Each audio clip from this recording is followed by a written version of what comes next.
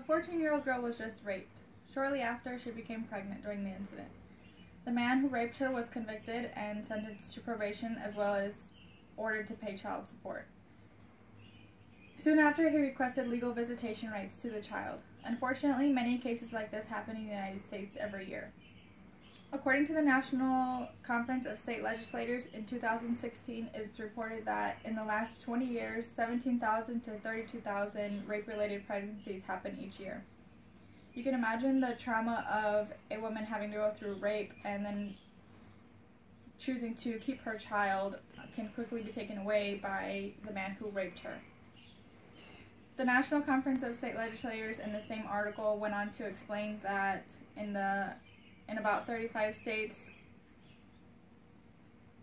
they allow courts to terminate the parental rights of rapists, but most of them require that the men first be convicted. These perpetrators should not be allowed to contact their victim, let alone be able to fight for parental rights. You can see that they are allowed to do so much damage to one person that only goes to put the child in danger as well. Today I'm going to be explaining to you guys about the rights parents may initiate to receive parental rights and why it should be abolished. About 1/3 of women who become pregnant after a rape go on to raise that child, according to the Huffington Post in their article The Daily Show, posted in 2015. The women that go on to raise their child has the possibility of them being taken away from them depending on the best interest of the child. So their anguish and fear goes on to continue if they choose to keep the child. First, the 35 states that allow the parents that allow parental rights to determine their decision based on the best interest of the child. Personally, I would never want a rapist around my child, let alone somebody who did it to myself. So the women who are choosing to keep their child also have to keep this in mind, that their rapist is allowed to contact them if they keep their child. These women are facing anguish and fear knowing that their child can be taken away from them depending on how the courts see it.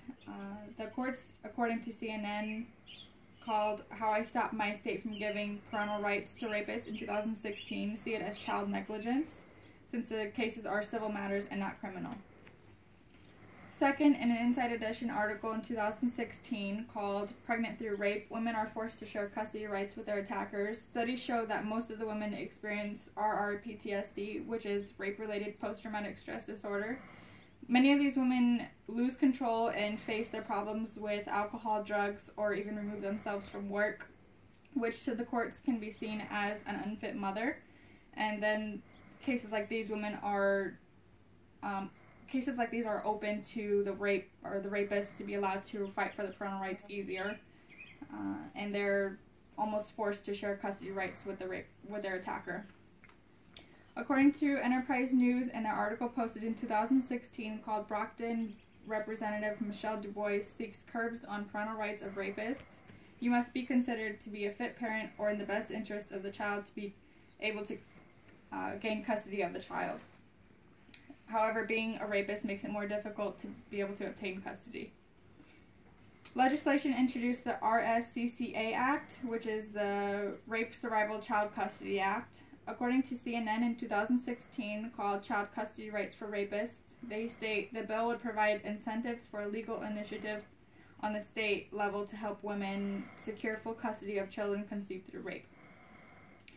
By looking at these problem causes and solutions regarding women's parental rights and how they could face additional anguish, fear after their incident, they shouldn't be allowed by the states. This shouldn't be allowed by the states unless the child was in serious fear or serious danger by the mother. Following this, I hope to see more states pass a law such as the RSCCA, and I hope more bills are passed, and I hope that this law gets terminated soon after. Thank you.